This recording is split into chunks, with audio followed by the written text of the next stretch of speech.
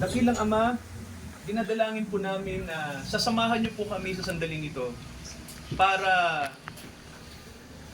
makinig ng kaunting salita mula po sa sagradong sulat, mula sa inyong banal na kasulatan na makapagbibigay sa amin ng liwanag.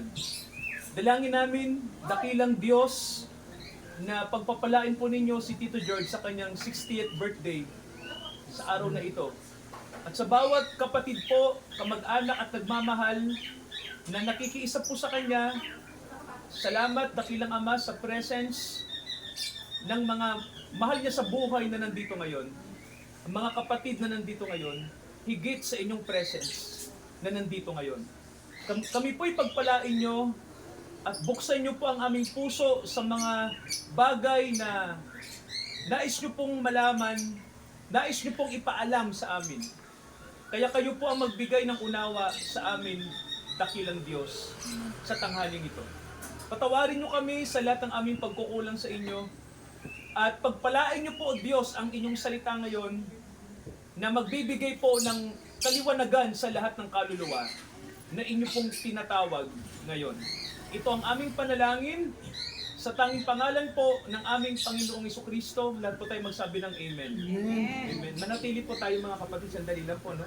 Babasahin ko po sa inyo ang nakasulat po sa Aklat ng Gawa, chapter 4, verse 12. Ang sabi rito, at sa kanino mang iba ay walang kaligtasan sapagkat walang ibang pangalan sa silong ng langit na ibinigay sa mga tao para sa kanilang ikaliligtas. Tayo po'y makakaupo na lahat, mga kapatid. No? Okay po, si Tito George po ay birthday niya ngayon at salamat din kay Tito Romy dahil in-inform po tayo no, na dito natin gawin sa Towerville yung ating pong gawain po no, na which is sa Northridge, pero dito po natin pansamantalang ginawa para po maikiter natin ang okasyon ni Tito George. Alam niyo po, mahalaga po no, yung pangalang George, no? Kasi Tito George po yung pangalan niyo sa unahan, no? Alam niyo ho ba yung George na pangalan ay sikat, no? Sikat sa US. Kasi po, ang unang presidente ng US ay si George Washington. Natatandaan niyo po ba, di ba? At ang hari ng Britanya noong panahon ng revolusyon ay si King George. Kaya sir, dalawang George magkaaway, no? Yung George ng Britanya at yung George ng US. Ayan so dalawang George. Pero may isang George po na malupit, no? Isa pong mangangaral, no? Na ang sabi ng mga historian, sabi ng mga mananalaysay po ay siya yung kauna-unahang mangangaral na pinakinggan ng libo-libong tao, no, sa Britanya at sa US. At ang panahon po na tinutukoy ay noong ika-18 siglo pa. Na hindi pa po naiimbento yung yung microphone, wala pa pong sound system, no? Pero ang nakapagtataka po, hindi po siya gumagamit ng microphone dahil hindi pa naiimbento ang microphone noon sa US at sa Britanya noong 18th century. Naririnig po siya ng libo-libong tao. Napansin niyo ba, no? Sabi, thousands of people nakakarinig sa kanya. Ang pangalan niya po ay George Whitefield. Isa pong preacher, hindi niyo po siya kilala, no? Pero pinakikilala ko lang, no? Siya yung sinasabi na kauna-unahang kilalang ebanghilista sa US at sa Britanya noong unang araw. Noong panahong bago ang Amerika ay mag-independence, no? So, kilala Tito George ang George na pangalan, ano? Kaya hindi siguro pinaisip ng magulang niyo sa inyo, George, ipapangalan ko. No, kasi kilala ang pangalan na George, no? At alam niyo mga kapatid, no, kung bakit ko po binanggit yung George na sinasabi ko, no?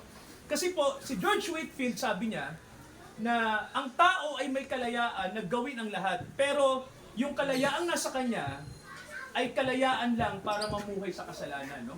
Sabi kasi di ba mayroon tayong unawa na ang sabi, ang tao malaya, no? Malaya tayong gawin yung gusto natin. Pero sabi ni George Whitefield, nang siya'y nangangaral, malaya ang tao na gawin ang mga bagay na ang ginagawa niya lang ay puro kasalanan. No? Malaya ang taong gumawa lagi ng kasalanan. Yun ang sabi niya, no? Kaya nga ito tanong, no? Paano tayo maaalis sa maling kalayaan na yon at tayo ay makalaya mula sa kasalanan? Kaya sabi ni George Whitefield, ang pinangaral niya ay kailangan ang tao na born again. Sabihin nyo nga po, born again. Born again. Yan, so, maboborn again lang ang tao kapag ang tao po ay sumampalataya kay Jesus Christ. Amen po ba, no? So mga kapatid, no, may iisa lamang persona ang itinalaga ng Diyos sa kaligtasan ng tao. Sabi ni George Whitefield, no? At ano yon? Sabi niya, ang pagsisisi sa kasalanan at pananampalataya kay Jesus Christ, no? Binanggit niya yung verse na to, no? Minsan nangaral siya sa maraming tao, no? Naririnig ng marami. Sabi niya, walang ibang pangalan sa silong ng langit para ikaligtas ng tao, no? So, kanino pong pangalan yung ibinigay ng Ama para sa kaligtasan ng tao? Kanino? Jesus, no? Sabihin nga po natin, Jesucristo. Ayan, so ang ibig sabihin po ng pangalan na yan, mga kapatid, alam nyo maganda yung ibig sabihin ng pangalan na Jesus, no? Ang ibig sabihin ng Jesus ay si Yahweh ay nagliligtas, no? Ang Diyos ay nagliligtas, no? Kasi po yung salitang Jesus, ano po ang ibig sabihin po kasi yung pangalan na yan, no? Yehu. Ibig sabihin Diyos. Yehu, no? Yun ang ibig sabihin. Pag dinugtungan natin ng Shua o Sus, ibig sabihin po ay salvation. Kaya pag pinagdugtong natin yung Jesus o Jesus, ibig sabihin po ang Diyos ang nagliligtas. Amen po ba? So malinaw, sino po nagliligtas? Jesus. Tama, ang Diyos, no? Tao po ba nagliligtas? Hindi. No? Sino po nagliligtas? Ang Diyos, no? So, mga kapatid, sabi ng Bible, ang itinalaga ng Diyos ay si Kristo lang. Amen po ba? So, didiretso tayo kay Jesus kapag tayo po ay may mga pangangailangan. Amen po ba? Naalala ko, no, yung nararanasan ni Tito George noon na mga suliranin, kasi tayo din, ano, bilang tao, na inaalala natin yung ano, no, yung kapag meron tayong mabibigat ng suliranin, ano, bilang tao po, nararanasan natin yan, no? Nag-aalala tayo. Tama ho ba? Meron tayong pagkabahala. Anong mangyayari sa future? Kukunin na ba ako ng Panginoon? Ako po nung nagka-COVID, naalala ko, no, na kala ko kukunin na ako ng Diyos, pero handa na ako, eh. Sabi ng asawa ko, natatakot ka, no? Parang gano'n, ano? Pero sabi ko, hindi naman. Kaya lang, pwede naman akong kunin kung gusto ng Diyos. Kaya lang, hindi naman ako kinuha, no? Kasi nung panahon na tinamaan ako ng COVID, 2021, ano po, hindi naman ako nahihirapang huminga, pero hindi na ako nakakatulog. No, ganon. Kasi isa pala yung tita sa mga sintomas. No? Ang COVID, iba-ibang epekto. May time na ang tao hindi nakakahinga, nagkaka-pneumonia. May panahon naman na hindi ka nakakatulog. No? Ang tawag po doon, insomnia. No? So, 7 araw na ako hindi nakakatulog. No? Pero nagtataka ako, buhay ako. No? So, parang ipinakikita lang ng Diyos na hanggat gusto ng Diyos na buhayin ka, bubuhayin ka niya. Amen po ba?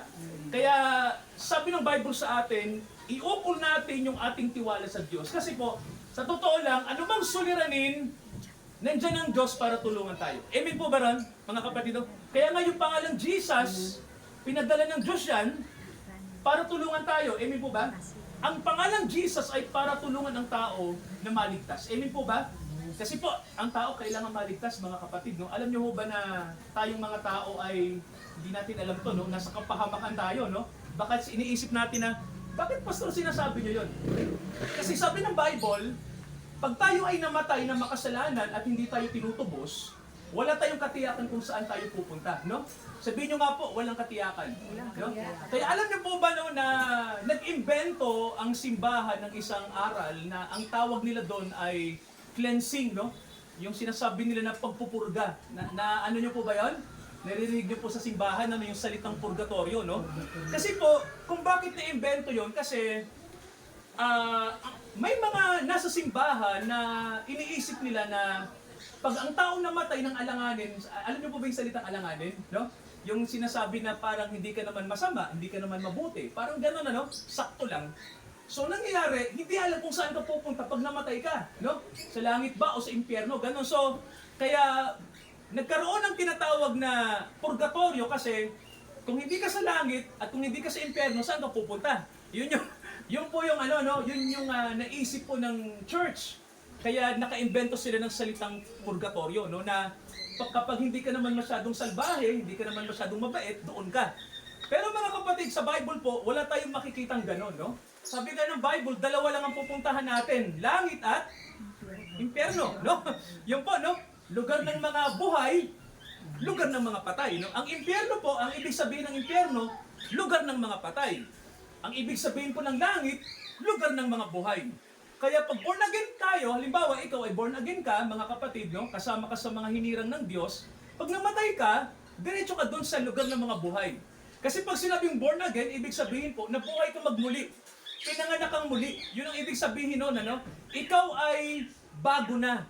Kaya sa Bible nga po ang ibig sabihin ng born again eh. Nakasulat ang pangalan mo sa aklat ng buhay. No? So ibig sabihin, buhay ka na. So, nakalista na yung pangalan mo, no? Matik po, nandoon ka. Pero pag hindi ka po ligtas, no? Hindi ka born again, pag namatay ka, ang sabi ng Bible, doon ka pupunta sa tinatawag na impyerno, no? Lugar ng mga patay. Yung lugar na yon, ang sabi ng Bible, doon yung mga kaluluwa ng mga tao, hinihintay nila yung huling paghuhukom. No? Meron nga pong na mababasa natin sa Ebanghelyo ni Lucas na may mayamang namatay at may isang mahirap na namatay. Yung mahirap na namatay, si Lazarus, dinala doon sa lugar ng mga buhay. No? Na ang tawag pa noon ay dako ni Abraham o ano yung Tagalog na ginamit sa salitang boso mahal, may ginamit doon eh. Sinapupunan, no? Sinapupunan ni Abraham. 'Yun yung tawag, no? Pero po, iba na ngayon, nang dumating na si Jesus, ang ating Savior, hindi na sinapupunan ni Abraham ang tawag sa mga ligtas kung nasaan lugar ka. Ang tawag ay, ang sabi ay, nandoon ka sa sinasabing, kasama ka ni Jesus. Yun ang malupit, no? Kasama mo ang Panginoon, no? Nandoon ka sa kalangitan. So, nasa langit ka, no? Yun yung word, no? Nasa langit. Nandoon ka sa luklukan ng awa, mga kapatid, no? Kaya lang, sabi ng Bible, yung mayaman saan napunta? Nung magising siya, no? Pagkamatay niya, ang sabi, nandoon siya sa apoy, no? Na mahirap, na ang sabi ay pinahihirapan siya. Nang matanaw niya si Lazarus na nasa kaligtasan, ang sabi niya, Amang Abraham, pwede po ba na yung dulo ng daliri ni Lazarus, ilagay dyan sa isang batis dyan at ilapit sa aking labi kasi hirap na hirap ako sa lugar na to. So kung titingnan nyo, pinakikita lang ng Bible na may dalawang pupuntahan ng tao, no? So walang purgatorio. Hindi totoo yun. Dalawa lang ang pupuntahan. Langit at impyerno. Ngayon, sabi ng Bible, paano tayo mapupunta sa langit? So, ang sabi ng Bible sa atin, hindi kinakailangan mamatay tayo para mapunta sa langit. Amen po ba? Sabi ng Bible, kahit buhay ka pa, ano pong sabi? Kahit buhay ka pa, pwede kang makarating saan po? Sa langit, o pwede ka nang nandun, Kumbaga po, nakalista ka na ron, Kumbaga po sa departure, may ticket ka na, Nandoon ka na, Naka-order ka na. Yung pangalan mo, Ang nandoon, yung name mo, Kaya, ang sabi, may mga nagsasabi na, matitiyak ba ng tao na papunta siya sa langit? Well, hindi nagsisinungaling ang Bible, Ang sabi ng Bible, walang inilagay ang Diyos na pangalan para sa ikaliligtas natin, kundi ang pangalan ng kanyang anak. Amen po ba? Kaya ang gusto ng Diyos sa atin ay tuturo ko po sa inyo sabi ng Bible, Sabi po, ito yung sinasabi lagi ni George Whitefield, Na ang sabi niya, basahin natin yung aklat ng mga gawa. Pakinggan niyo po ito mga kapatid, Maganda to. Gawa, basahin ko po yung isang chapter dito. Chapter 3. Okay, basahin natin yung verse 19. Ito ang sabi ng Bible sa atin. Kaya nga, magbalik loob kayo, magsisi kayo, upang mapawi ang inyong mga kasalanan. So ano ang gusto ni Jesus sa atin? Ano yung kanyang pinag-uutos ni Jesus na gawin ng tao? Ano pong sabi niya? Magsisi at magbalik loob, Tanong, ano ba yung pagsisisi, Pastor? Ano ba yung pinagsisisihan natin?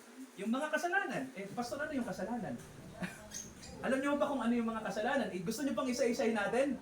Marami po. Una, yung pagiging natin ma-pride, Yung ang puso natin mapagmataas, kasalanan po yan, Yung sinasabi rin po na hindi tayo sumasampalataya kay Jesus. Alam niyo ba na ang isang tao kapag walang pananampalataya kay Jesus ay nagkakasala, Ganun po yun. Kaya ang tao dapat may faith tayo kaya lang, uso na ngayon na walang faith, Parang ngayon, opinion na lang ng tao yung naghahari, parang ganyan. So, maraming bagay mga kapatid na masasabi nating kasalanan, mga petty sins na lang yung mga sinasabi nating mga yung sinasabi nating mga mga bisyo-bisyo. Well, kasalanan din yun talaga, Pero sabi nga ng Bible, may mga matitinding kasalanan na hindi alam ng mga tao, Bukod sa mga bisyo-bisyo na yan, Yan yung sinasabi natin na may pride ang puso mo, wala kang faith, wala kang ang bisyo, wala ka namang faith. Di ba may mga ganun tao, Walang bisyo pero walang faith, mga kapatid, Maraming ganyan. May mga tao naman na, ito yung malupit na kasalanan din, self-righteous. Mga ganun, na ang tingin niya sa sarili niya ay matuwid siya. Alam niyo po ba na kasalanan yun, Kasi sabi ng Bible, may isa lang matuwid. Sino po? Sino po yung matuwid na iisa? Ang Diyos. Tama, ang Diyos lang, ang Panginoong Kristo lang. Tama po ba? Kasi tayo, marami tayong imperfections, no? So kung tatanggapin natin na marami akong imperfections, marami akong kasalanan, Lord, patawarin niyo ako, baguhin niyo ako. Once na sabihin natin yan, alam niyo po ba kikilos ang Diyos sa buhay natin? Amen po ba? Sabi ng Bible, ang nagbabalik loob, ang sabi ng Bible sa atin, pansinin niyo po pag napawi na ang inyong kasalanan, darating ang panahon ng kaginhawaan. Sabihin niyo nga po, panahon ng kaginhawaan. Panahon ng So, kaginhawaan. sino po rito gustong maging maginhawa ang buhay? Amen. Uli- Amen. Ulitin ko. Sino po rito gustong maging maginhawa ang buhay? Amen. Okay, salamat sa Diyos. Alam niyo mga kapatid, ang biyaya po ng Diyos, alam niyo bang biyaya po ng Diyos, hindi pinaghihirapan. Binibigay niya po yan. Amen po ba? Gagawin lang natin, tatanggapin natin. Amen po ba ron? Tinatanggap lang po, hindi pinaghihirapan. So, sa buhay natin sa mundo, dito sa buhay natin sa mundo lahat ng bagay dito na paghihirapan natin di ba? Para makapagpunta, di ba Tito? Ganun Minsan, kailangan gamitin natin yung diskarte, ganun Pero iba po, pag ang Diyos po ang nagkaloob, Kumbaga, hindi niya hiningi yung diskarte mo. Ang ipinakita ng Diyos, yung diskarte niya. Dumiskarte ang Diyos, pinakita niya kung paano tayo hahanguin mula sa kasalanan at kung paano niya tayo pagiginhawain. Diyos po ang may paraan yan, hindi tayo. Kaya sabi ng Bible, darating ang panahon ng kaginhawaan mula sa Diyos kapag nagbalik loob tayo. Kaya mga kapatid, di ba nagtaas kayo ng kamay kanina? Gusto ko pa guminhawa. So, kailangan natin gawin, balik loob tayo. Amen po ba? Yun ang dapat gawin. Kailangan tayong, kumbaga po, bumalik tayo sa Diyos. Yun ang gusto ng Diyos. Bumalik tayo sa Diyos. Hindi po tayo pinababalik sa relihiyon. Saan tayo pinababalik? Sa Diyos. So, kasi mga kapatid, sa panahon natin, may pagkakaiba na ang Diyos at ang relihiyon. Alam niyo ba noong panahon pa ni Jesus, turuan ko lang kayo nang si Jesus nasa mundo, sino po yung numero 1 niyang kalaban? Sige po, sabihin niyo sa akin. Sino ang numero 1 kalaban ni Jesus? Ang mga nasa religion. Sino po yung nagpapatay sa kanya sa krus? Sige po, kayo magsabi. Sino nagpapatay kay Jesus sa krus? Ang mga religious. Alam niyo po ba kung bakit numero 1 kalaban ng Panginoon ang mga nasa religion? Kasi ang mga nasa religion ay, sabihin niyo po, yung isa sa kasalanan ng mga nasa religion, tama, nagmamatuwid ang mga tao, Kaya, ayaw nating ituwid tayo ng Diyos, tingin natin matuwid na tayo, pinapatay natin ng Panginoon. Ganun yung nangyari kay Jesus. Oo, pagmamataas. Kaya, alam niyo po, alam niyo po ba kung sino lang yung nakaligtas doong pinatay si Jesus sa cross? Doon sa yugto na yon. Yung magnanakaw, napansin niyo po ba yung isa? Di ba magnanakaw, Tito? Magnanakaw yun Pero anong sabi ng magnanakaw? Yung katabi ni Jesus sa cross, anong sabi? Panginoon, alalahanin mo ako. Nagpakumbaba. Nakita niyo po? At anong pinangako ni Jesus doon sa magnanakaw? May pinangako siya. Ngayon din. Sinabi po ba niya na mamaya? Anong sabi niya? Ngayon din, ginhawa ay darating sa'yo. Di ba sabi niya, papapasukin kita sa paraiso? May tanong ako, ginawa ba ng Panginoon niya sa kanya? Nangyari po ba? Opo. Nung mamatay yung magnanakaw, ako naniniwala, pumasok sa paraiso yon, Nasa langit yung magnanakaw. Tanong, bakit nangyari yon? Maraming mga taong nasa relihiyon nun, pero bakit yung magnanakaw nakapasok sa langit? Simple lang, nagsisi yung magnanakaw, Kinilala niya si Jesus na kanyang Panginoon at tagapagligtas. Kaya yung magnanakaw na masamang tao, nakapasok sa langit. Yung mga taong mababait na naroon, hindi nakapasok. Kasi hindi sila sumampalataya Nagpakabaitan sila pero wala silang faith, Kaya iba po yung mabait, iba rin yung may pananampalataya. Amen po ba ron? Sabi ng Bible sa atin, malinaw to, si Jesus lang ang tagapagligtas, Darating ang kaginhawaan kapag babalik tayo sa Diyos sa pamamagitan ni Jesus. Sa birthday ni Tito George, sa araw na to, Tito, yung mga wishes sa inyo, panalangin ko rin po na i-bless kayo ng Panginoon. Amen po ba? I-bless kayo at magkaroon po kayo ng relationship kay Jesus. At ako po naniniwala, Tito, na more blessings to come, pag nangyari po yan. At ngayon po, hoping, Tito, na ang biyaya po ng Panginoon ay sa inyo. Tito Amor, salamat, nandito rin po kayo, dahil mahalaga rin po na kasama kayo ni Tito ngayon, sa mga kamag-anak ni Tito. So, salamat sa mga kapatid na nandito. Mag-pray tayo sa araw na ito. Tayo po tayong lahat. Tito, punta kayo rito. Pupipray namin kayo. Itawagin natin si Tito George. Tito, para i-bless kayo ni Lord. Tita, halika. Okay, extend natin yung ating right hand. Okay, Tito George, pray natin. Yes, At- Lord God. Okay, Hallelujah. tulungan niyo po mag-pray, no? Tito, mag-pray kayo, Tito Romy. At tatapusin ko po. Hallelujah. Hallelujah, please. Higit sa lahat, maraming salamat po sa Salamat. iyong kabagan, yung kabaitan sa amin. Salamat, Ama. Ito po ang patuloy ng pangalaga sa amin. Ito po Hallelujah. ang sa amin, sa aming mga buhay. Maraming salamat sa iyong provision sa aming pamilya ni George, asawa, kapatid, na pinakita mo ang iyong kapamirihan sa kanila. Yes, Sila po ay ligtas sa mga karamdaman, salamat. ang hindi naman nila ang kanilang sa buhay. Yes, Lord. Ito talaga ang Diyos ng kapangyarihan sa lahat. Ito ang magbibigay buhay, magbibigay ng kasiyahan sa kanila. Yes, Lord. Na mapalinod kanila, ay bigyan mo rin po ng magandang buhay. Gabayan mo po. Yes, Ano hallelujah. man ang aming plano, ano man ang saan man kami pumaroon, ang halilig, ito pa rin ang halilig bahay. Ito po ang aming kalatasan. Yes, hallelujah. Lord, sumakan ito, sa pangalan ko sa hapon, ito na po ang bahay sa amin.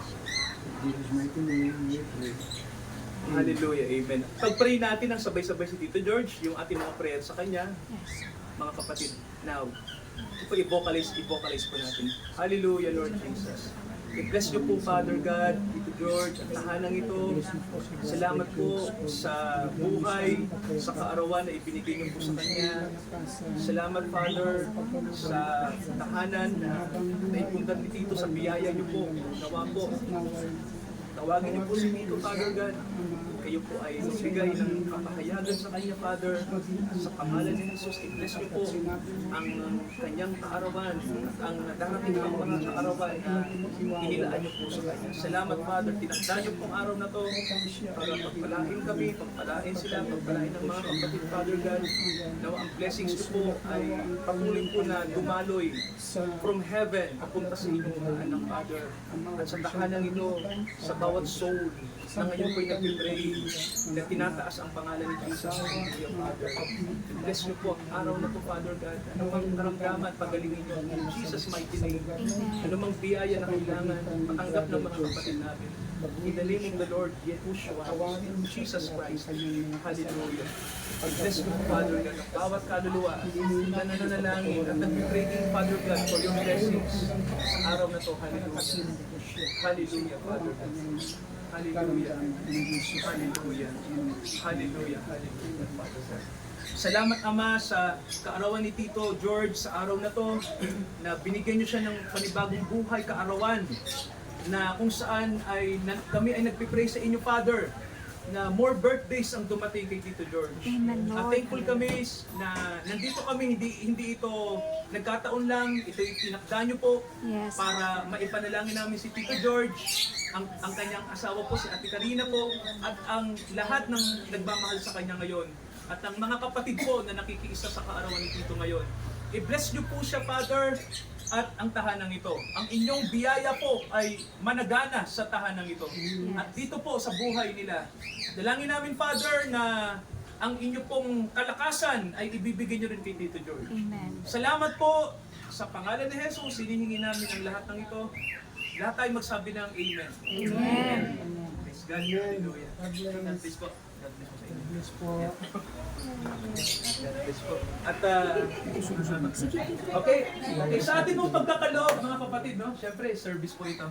So, Opo, dito. sa pagkakaloob po natin Opo, ay tanggalin natin yan. ng ating pong mga biyaya po, tayo po yung awit ng isang awit po na inaawit po natin. Seek the kingdom of God and His righteousness. Ayun, may dala si Dakin. Seek ye first the kingdom of God and His righteousness, and all these things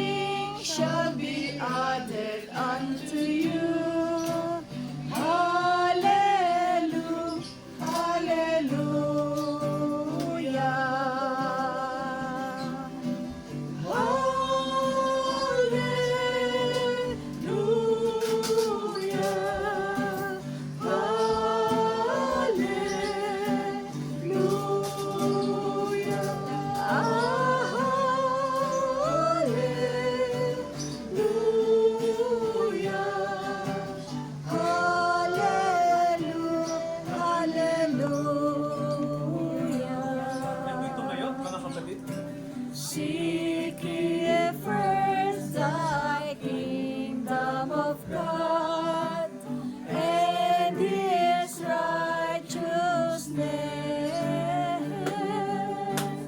and all these things shall be added unto you. Hallelujah, hallelujah. Tayo po'y manalangin. Dakilang Ama, tinatalaga namin ang tahanang ito at salamat po nakapagdaos kami dito ng pagsamba sa tahanan ng Tito George. I-bless niyo po sila. Ang mga kapatid na nandito na hindi kami lalabas ng tahanang ito na hindi niyo kami pinagpapalas. Amen, Ito ang Lord. aming panalangin at naway ihanda niyo kami sa darating na kaharian niyo na itatatag sa mundo. Amen. At sa kasalan sa langit, Father God, na kung saan po ay hindi lamang kami invited, kundi kami kabahagi ng ikakasal. Yes. Kaya magala kami sapagkat si Jesus ay muling paparito para pag-isahin kami at siya. Kaya Ama, nagagala kami sa event na ito. I-bless niyo po ang bawat kaluluwang nandito ngayon. Magala kami sa presence ng Holy Spirit. Ito ang aming panalangin sa pangalan ni Jesus na aming tagapagligtas. Amen, amen, at amen. Amen. Amen. Amen.